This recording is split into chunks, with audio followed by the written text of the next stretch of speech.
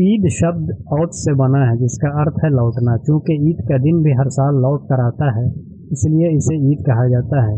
यह दिन इस्लाम धर्म के अनुयायियों के लिए खुशी और प्रसन्नता का दिन है। यहाँ तक कि जो लोग पूरे साल दुखों की चक्की में पीसते हैं, भी इस दिन अपने दुखों को भुलाकर ईद की खुशियों का आनंद लेते हैं। ईद का दिन वास्तव में स्वर्ग का दिन कहलाने के योग्य है। यह दिन बच्चों, बूढ़ों, युवाओं और महिलाओं सभी के लिए समृद्धि और ताजगी का संदेश लेकर आता है। इस दिन इस्लाम के मानने वालों के लिए सबसे बड़ी खुशी यह है कि इसमें अल्लाह की रहमत झलकती है और अल्लाह सर्वशक्तिमान अपने बंदों को अपनी कृपा और रहमत से नवाजता है और पापों को क्षमा कर देता है। पवित्र पैगंबर सल्लल्लाहु अलैहि वसल्लम ने कहा, रमज़ान की हर रात तक एक उपदेशक पुकारता है कि है कोई माफ़ी मांगने वाला तो उसे माफ़ कर दिया जाए, है कोई तौबा करने वाला कि उसकी तौबा स्वीकार की जाए, और है कोई मांगने वाला कि उसका सवाल पूरा किया जाए।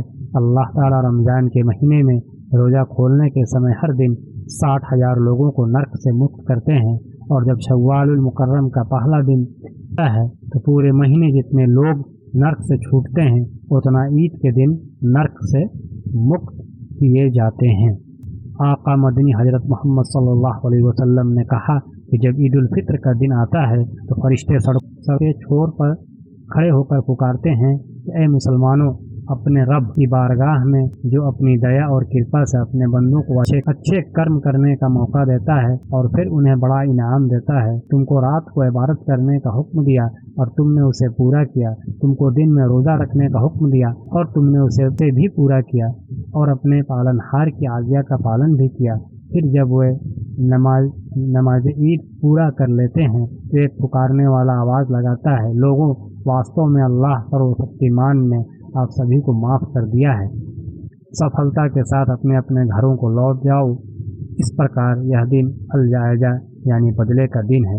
इस हदीस में उन्होंने कहा कि बेशक ईद का दिन इनाम और बदले का दिन है, पर यह उनके लिए है जिसने रमज़ान के सभी काम यानी रोज़े, तरावीह, एतिकाफ, सदक़तुल फित्र अदा किया। ईद सामूहिकता की उस अवधारणा की अभिव्यक्ति का दिन है जो इस्लाम ने मुस्लिम उम्मह को दी है।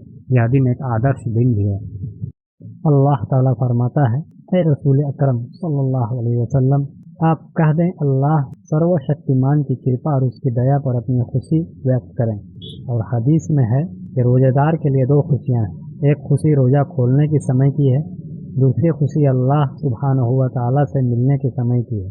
हदीस से यह पता चलता है कि रोज़ा खोलने का समय खुशी का समय है। इसके बाद यह समझ लेना चाहिए कि इफ्तार 2 हैं, एक छोटा इफ्तार जो रोज़ाना किया जाता है और दूसरा बड़ा इफ्तार यानी वह इफ्तार जो रमज़ान के अंत में रोज़ा पूरा होने पर किया जाता है, जिसे ईद के साथ जोड़कर ईद उल फित्र कहा जाता है।